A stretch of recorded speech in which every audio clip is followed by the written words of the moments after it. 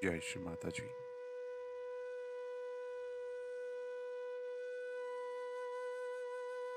Let us all bow down to Shri Mataji. She is our Mother Kundalini and Pudbandhan.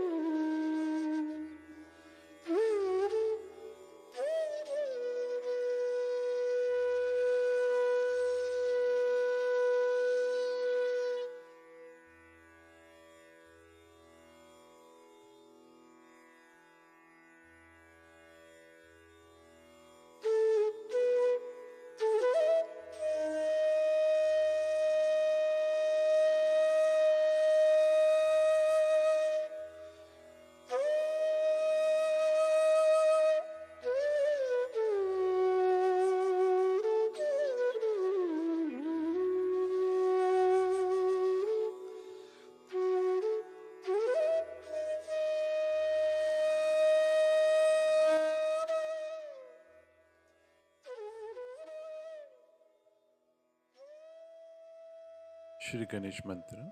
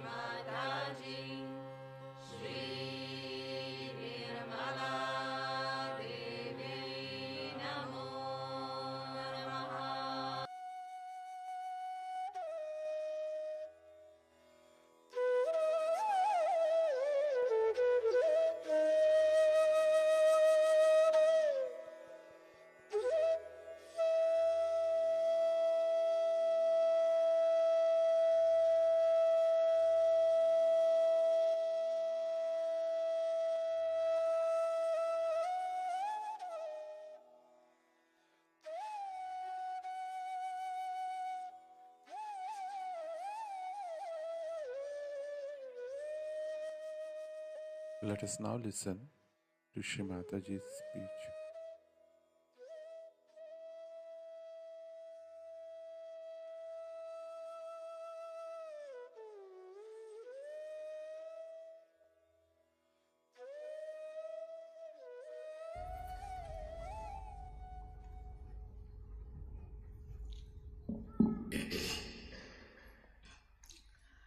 I bow to all the seekers of truth.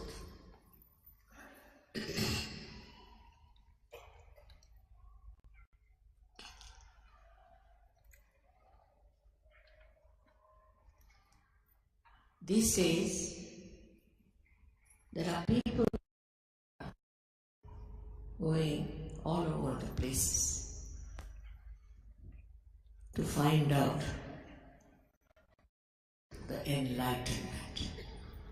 And there are so many books available, so many people talk about enlightenment. And this is only in this special age, which I call as the blossom time, has happened. If they are not seeking the truth, that means they are not yet evolved as they should have been. But this is a special time that we call as the last judgment, and that time has come. And the Quran is called as Qiyam, and describe very clearly what will happen at this time. All these have been indicated in all the books which are, I would say, mystical, or we can call as religious, whatever you may call it, the mystic part. They have all indicated this time, by the end of this century, this should happen. And this has bewildered many people. They are going hither and thither, getting into problems. As it's very embarrassing what Dr. Derek Lee has told. It's a fact that I went to Russia and a scientist came forward. And he said that, "Mother, I have seen your photographs." And it says so much, because I haven't seen more than one line showing. It was very embarrassing. The whole thing was very embarrassing for him. And he said, "I have proved it now through all equations and everything." And he showed me the book, which is in Russian language, and all mathematical calculations, that one has to go to a vacuum state, a physical vacuum state, for reality to be understood. It was, I think, too much of science in it. But whatever it is, all these ideas, say of Quran, of Bible, of other religious books, all the religious books from India, could be called as a myth, and they were treated as myths. Many people thought it was just a myth, and they said, "No use believing in all these things, there's no thing." And also, through these books, people have been misled to do wrong things. So the whole thing got challenged also in a way that is not practical, is not beneficial, is not. But when it becomes a real experience, you may call it subject, you may call it anything, but when it becomes a real experience, then you start believing in it as reality. But if a scientist proves it, which is scientific knowledge, then I don't know what to say. Then it really becomes the fact. And when it becomes the fact, it becomes the science. Science can be challenged. First of all, science is amoral. It is not bothered as the science as it exists today. If they create atom bombs, they create other things destructive and use it for wrong purposes, there is no binding force on the scientist. They can do whatever they like. And people can use it the way they want to use it. But when it comes to divine force, the science is perfect, I must say. You cannot challenge that science. You cannot. Everything that you know through the science of Sajjava, you can easily verify it. For example, firstly, it is said that your physical elements disappear. It's a fact. Without any money, without any fees or anything, just you get cured of your troubles. And when you get cured of your troubles, then you are amazed how through your own power you have been cured. But it happens, it has happened. You know, we have many doctors here. English doctors not easy to convince. And they have seen with their own experience that many patients who were supposed to be incurable, they have seen that many drug addicts got all right overnight. How? Without paying for it, without taking any medicine, just through their own power of Kundalini. Now this power of Kundalini was known all over the world because I find in their museums Kundalini drawn in the triangular bone, even in Sweden as well. Or I should say it's in Finland as well. Then also I went to Ukraine in their museum. There are all pictures of these chakras and of the Kundalini. And in a far-fetched place like Bolivia, where we could not reach there even by air about, I think, 6 years back, you find the pictures of Kundalini. And Colombia, the ancient Colombia, had created statues in which Kundalini was the main thing. So somebody must have told them, or they might have known about it. But somebody went from Italy to Bolivia, and the Bolivian people said, we know all about it, yes we know. But we don't know how to raise the Kundalini. And now there are, I think, 8,000-9,000 people in that far-fetched place of Bolivia who have got their realization. For which you don't have to pay is the main thing one should understand. It's like you don't pay for your breathing, you don't pay for your digestion. In the same way, for your ascent to a new life, last, we can say, the breakthrough of your evolution, for which you don't have to pay. As soon as you understand this point, you'll be amazed that you will give up all nonsensical people who are marketing their things, selling their things. You see, it's something absurd.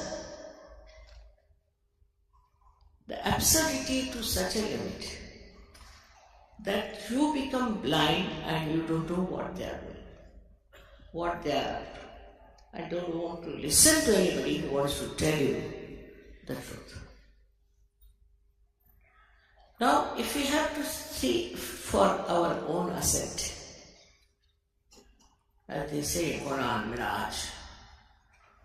In India, this thing is called as self-realization, Atma Darshan, or you can call it Atma Sakshatkar. If you really want it, it's very easy and has to be easy because it is so vital. And when that works out, you actually experience it. And it can be tallied with a description of it. The trouble is we are so mental. We want to derive everything on a mental level.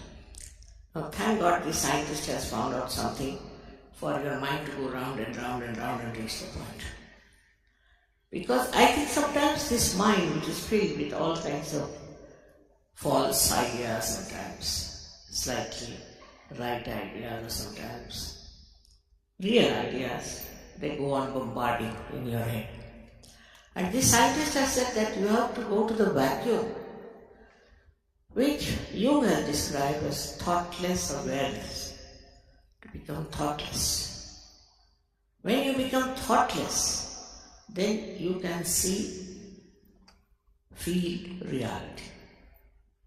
So what happens? How do we get thought? When we go to some place, we see something, immediately we react. That's our habit. This can be also proved scientifically. Why always react? Either we react towards it or we absorb it. So all the time our mind is working, and it is a wobbly mind. You are all the time bothered with it, and the modern times are the worst. Though this is a special time, as I said, because this is the time when people think the most. And this thinking goes on acting in such a way that they suffer from all kinds of diseases. Also, sometimes this mind doesn't tell you that this is wrong, that is wrong. You go on doing things, for example, Hitler, how he behaved, how he killed so many people, but he never realized he was doing something wrong. Never. Ultimately, he killed himself because he was afraid that he'll be caught, but not that he repented. So they go on doing wrong things all the time without knowing that they are doing wrong things. Now to say this is sin, that is sin, only fills people with fear, that's all, and guilt. But actually, when you become the self, with the light of the self, you know what is right and what is wrong, what should be avoided, what is not beneficial for you. You just know, because you know about yourself. You get the self-knowledge. That is, you can feel your centers are being told to you on your fingertips. This again is said in the Quran, that at the time of Qiyamah, the last judgment, your hands will speak. But whole thing gets perverted sometimes by using it for a wrong purpose. That's how we have destroyed sometimes the real knowledge, the subtle knowledge of our being. It's nothing to stand for hours together on one leg in Himalayas, torturing your body. You don't have to torture your body at all.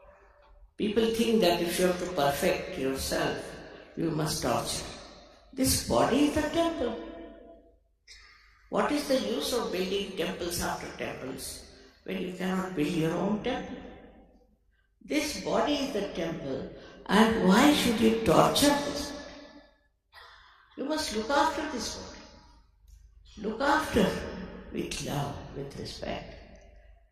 And then only you will realize how important it is to have a body. All these funny ideas, of renunciation and all, false kind of approach, is not going to help. My daughter was coming from India. She said there were some queer people traveling with us in first class. So they wouldn't allow the air hostess to come and serve them because they cannot allow the air hostess to talk to them. So I said, did you talk to them? I said, how could I? I am a woman. How would talk to me? Because she's a woman, nobody would talk. Then sat on the ground. There's no ground, but they wouldn't sit on the chair and eat the food. For what? Because they are renouncing everything. I think they have renounced their brains. That's what it is. All kinds of stupid things people do. For what? To achieve that state of tranquility, the state of self-realization, of self-knowledge. But just think of it, which is what has to happen inside. What's the use of doing something outside? Unnecessarily making a mess of yourself and of others. It is absurd the way people try to understand that by troubling your body, by making a mess of your body, making a mess of the whole society, that you can achieve something which is so subtle and beautiful.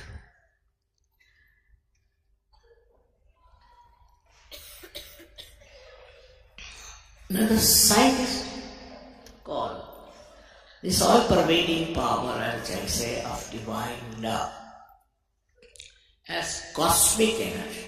Now they may call it by any name. But it's nothing solid. It is love. It is love of God. And this divine love of God is an energy that runs the whole universe, universes of universes. Just see the miracle of life. All that is managed by this energy of divine love. But we have never felt it before.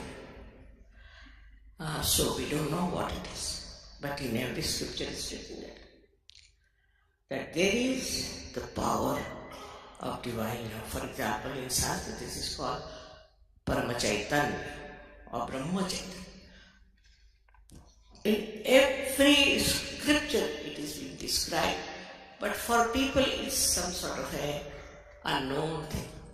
But now with science, if it can be proved that the whole universe is managed by this energy which thinks, which understands, which loves.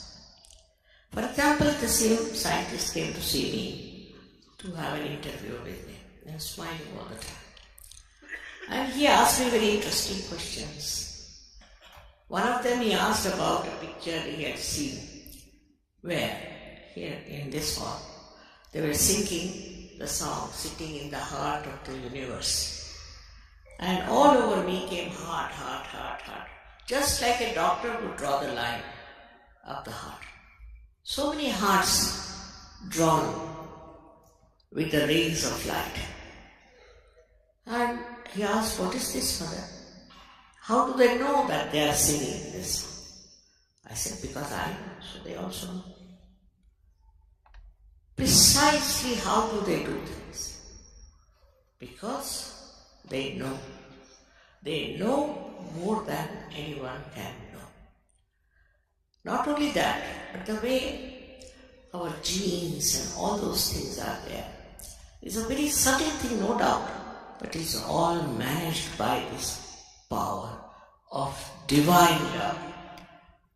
Please understand, there's nothing to fear, nothing to get upset, nothing to starve, nothing to climb Himalayas, nothing needed. This power loves, and it is around you. Here it is. It is everywhere. And it pulsates, it vibrates, it creates everything. Also, the scientist told me about Einstein, who said that all these ideas come to me not from within but from without, as if somebody is pouring these ideas into me. And he said, I felt the same way, and so many scientists feel that. Surprisingly in Russia, the scientists are very open-hearted. And at the time of Stalin, they were all arrested and put in a place called Novosibirsk, where they were living. And there they developed, this subtle side, because they were not allowed very much to do other things. So they developed the subtler side of human beings. And there they found out also about auras. He's one of them. Auras, that human beings have auras, and from the auras you can diagnose their disease. But now, after seeing my photographs and all that, he has reached the proper conclusions, surprisingly, and I hope I'll be saved from all kinds of people who criticize Sahaja Yoga as a cult or this and that. It is not. It's a living process. Whether you are a Hindu, Muslim, Christian, anything is meant for you, and it is your right, your birthright to have it. And then after that, once you get the sprouting of the seed, you must allow the seed. Actually, those people who talk of social work, talk of helping others, doing this for them and doing that for them, have to understand first you should be empowered. You must have the power within yourself to help others. But if you just come to my program, they always say, Mother, for your program the whole hall is full. And then they start disappearing, especially in England. Very surprising. England is the heart of the universe.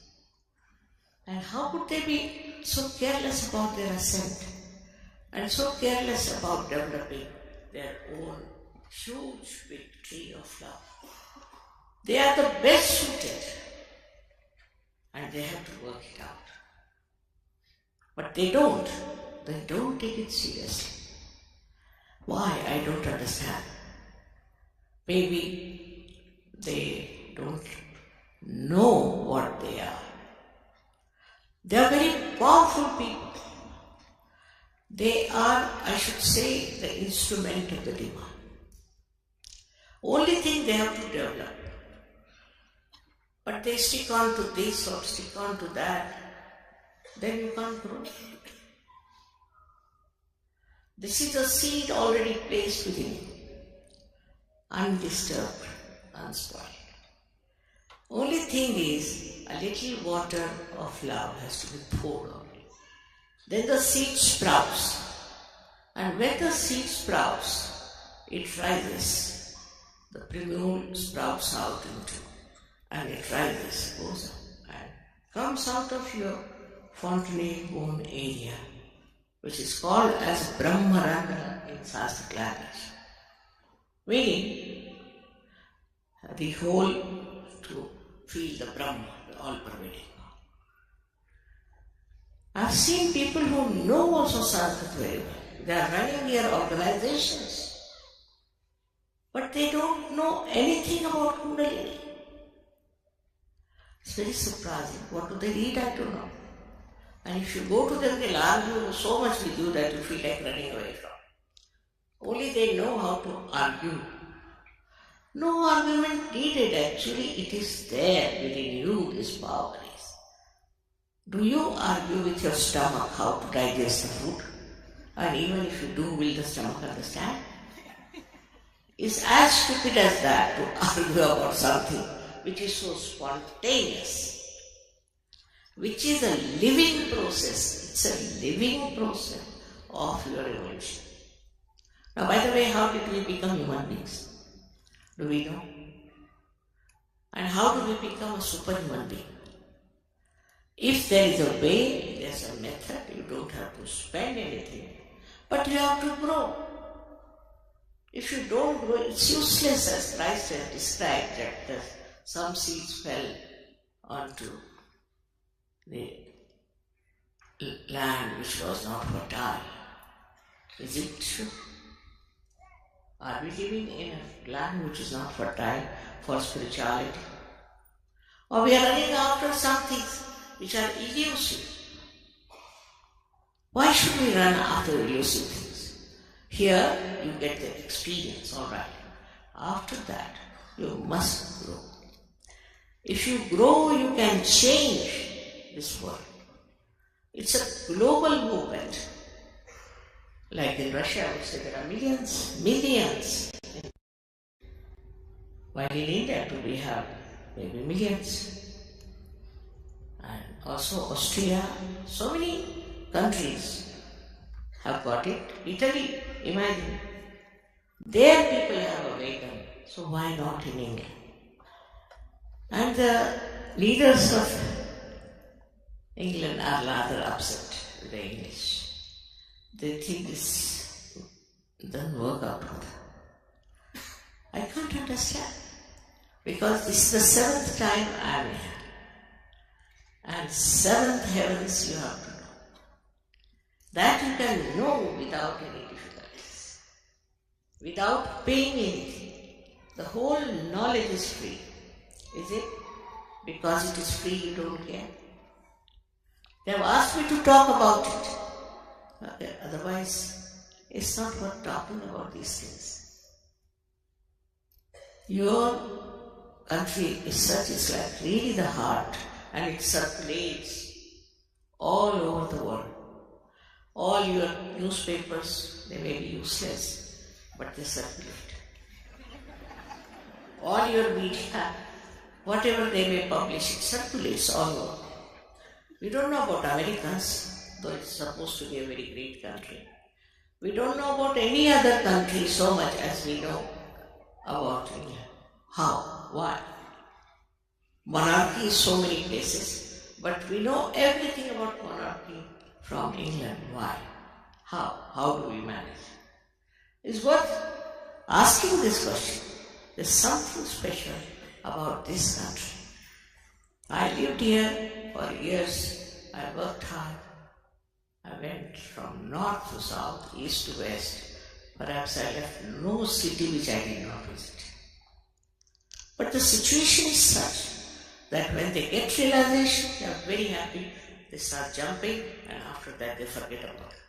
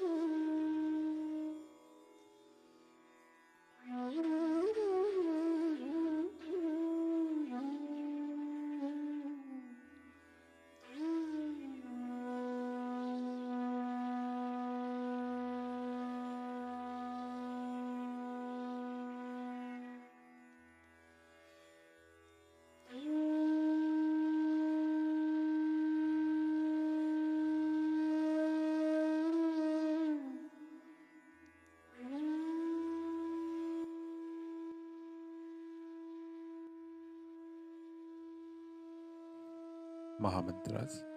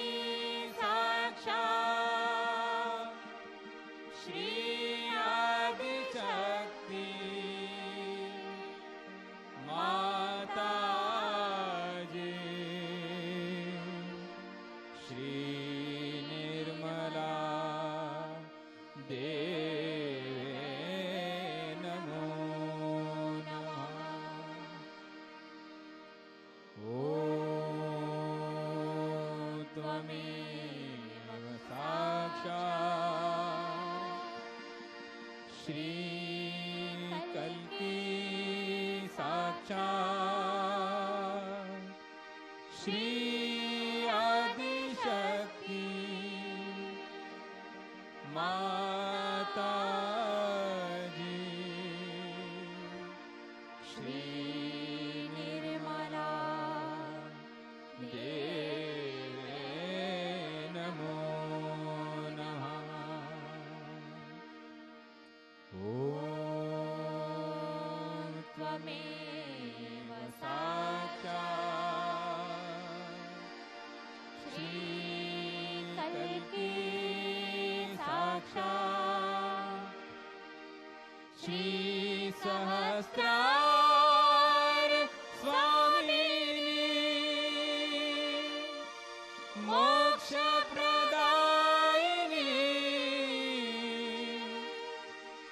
माता जी,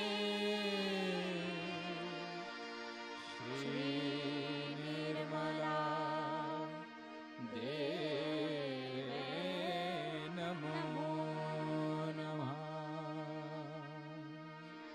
श्री निर्मला देवे नमो नमः। श्री निर्मला देवे नमो नमः।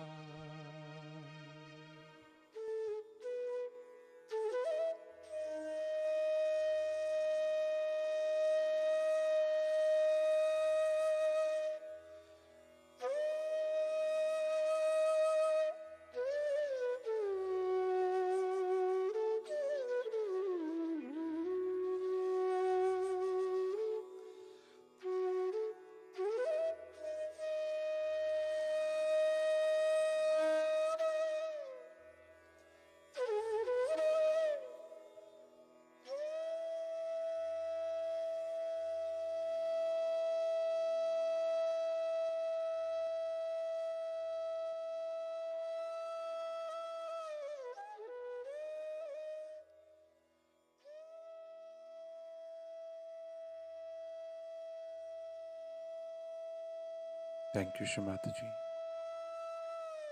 for all the blessings.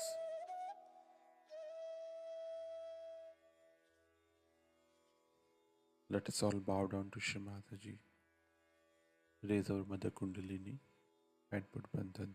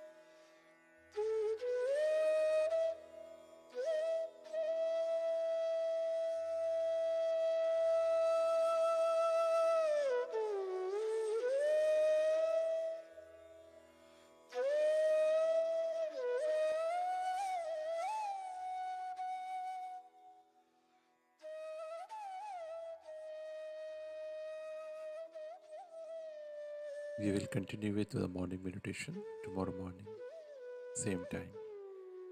Jai Shri Mataji.